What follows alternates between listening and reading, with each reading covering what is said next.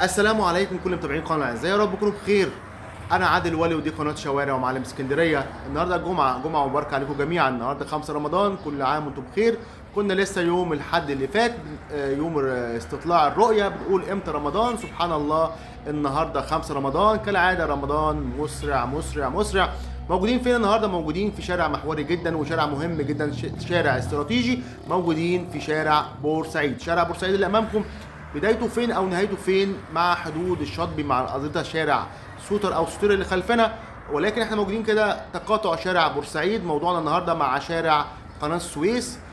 تقاطع محوري جدا. ليه؟ علشان ده مدخل اسكندريه من الطريق الصحراوي والزراعي والدولي والساحلي. كل مداخل اسكندريه بتصب هنا في شارع قناه السويس مع شارع بورسعيد.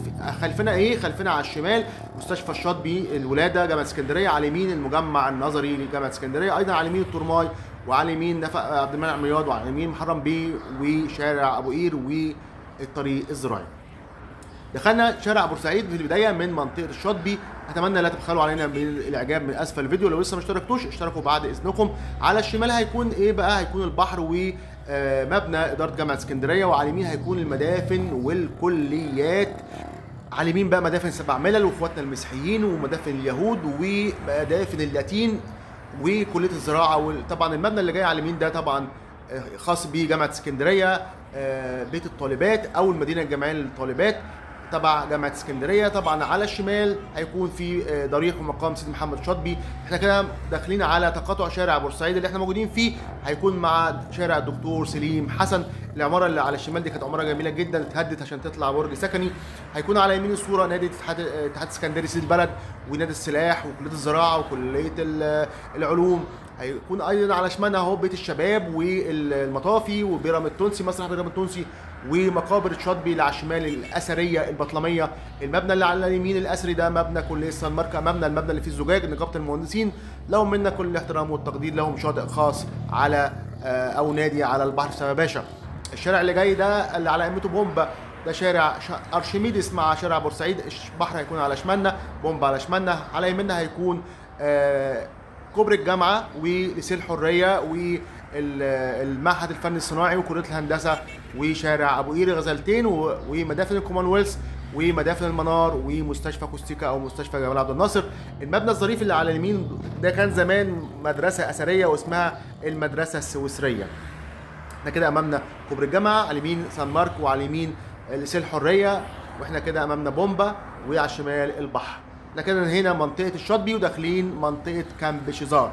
كامب شيزار بورسعيد هيكون على الشمال، كامب شيزار على البحر هيكون على اليمين، كامب شيزار على الترماي، اقصى اليمين كامب شيزار شارع ابو قير. المدرسه السويسريه طبعا موجود طبعا من العلامات في شارع بورسعيد البان سويسرا، لكن العلامات كتير ولكن الطريق العربيه بتجري فسامحونا يعني.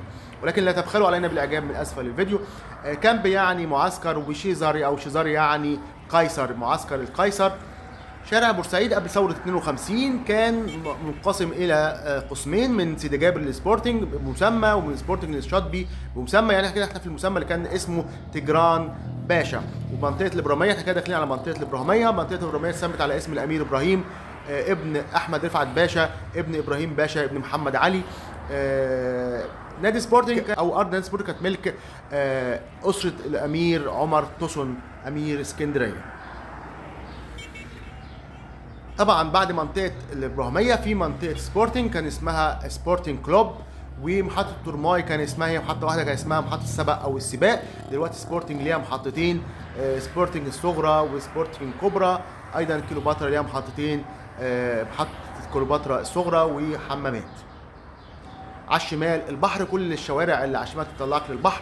ما بين هنا شارع بورسعيد والبحر حوالي باذن الله 3 دقائق مشي سير على الاقدام يعني.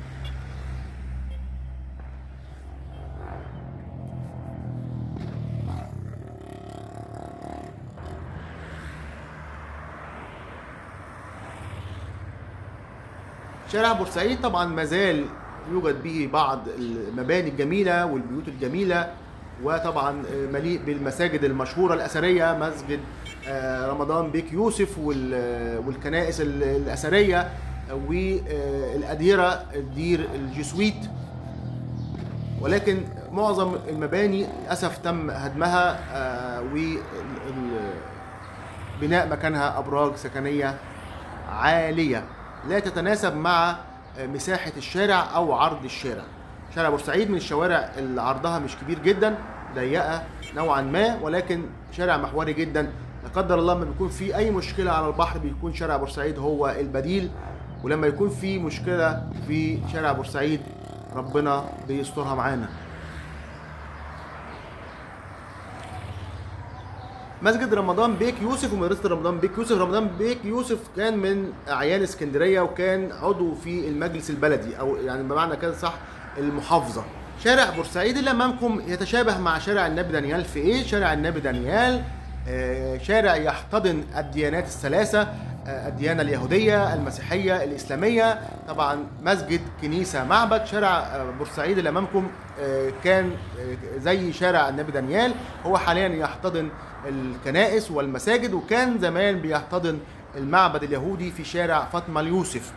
شارع فاطمة اليوسف هنا في الشارع كان في معبد يهودي، بس هو حاليا اتهد وأصبح عمارة سكنية.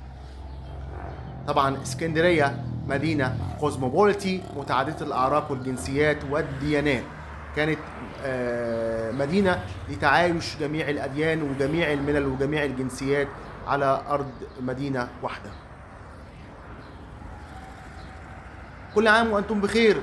لا تبخلوا علينا بالإعجاب من أسفل الفيديو. لو لسه ما اشتركتوش يشرفنا تشتركوا عندنا في القناة، فعلوا زر الجرس عشان كل جديد عن اسكندرية يوصل لكم. شايفين العماير الجديدة اللي اتبنت مكان العمارة الأربع أدوار، أصبحت ناطحات سحاب، أو بمعنى أصح أبراج شاهقة الارتفاع، 20 دور و18 دور، ارتفاعات لا تتناسب مع عرض أو مساحة الشارع.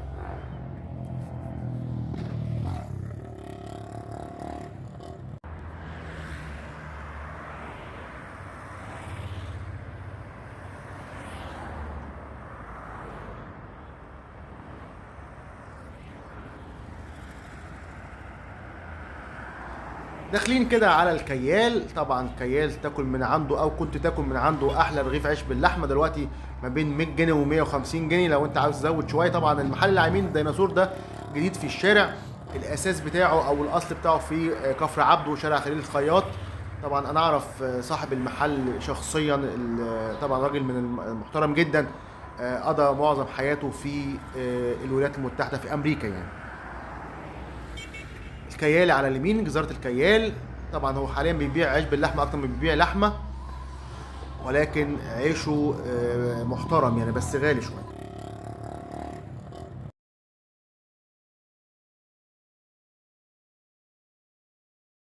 كده وصلنا حدود كليوباترا امامنا مع سبورتنج خلفنا. ده دوران كليوباترا، ده شارع دلتا، كله يقول عليه شارع الدلتا لكن هو اسمه شارع دلتا. دلتا دي كانت منطقة او حي من احياء اسكندرية البطلمية.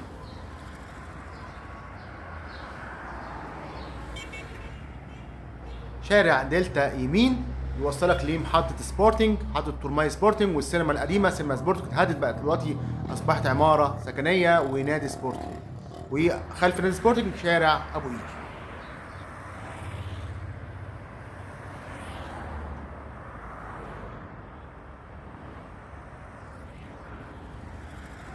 كده احنا موجودين في منطقة كليوباترا شارع بورسعيد.